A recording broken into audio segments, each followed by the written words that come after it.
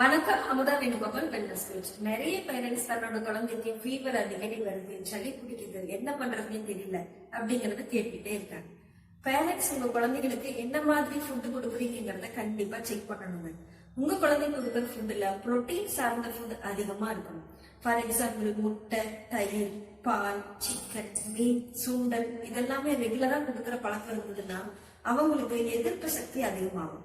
அது மட்டும் இல்லைங்க, அவங்க ஃபுட்ல ஃப்ரூட்ஸ் அண்ட் வெஜிடபிள்ஸ் அதிகமா ஆட் பண்ணிக்கிறது ரொம்ப ரொம்ப நல்லது.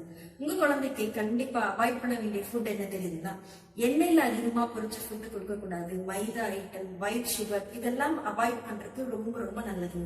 அது மட்டும் இல்ல, ரெகுலர் பேசிஸ்ல உங்க குழந்தை காலையில இருந்து நைட்டு வரைக்கும் மினிமம் ஒரு 1 லிட்டர் தண்ணி அவங்க குடிக்கிறாங்களான்னு செக் பண்ணுங்க. இதை ரெகுலரா அவங்க ஃபாலோ பண்ணாங்கனாலே அவங்க உடம்புல எதிர்ப்பு சக்தி அதிகமாகும்.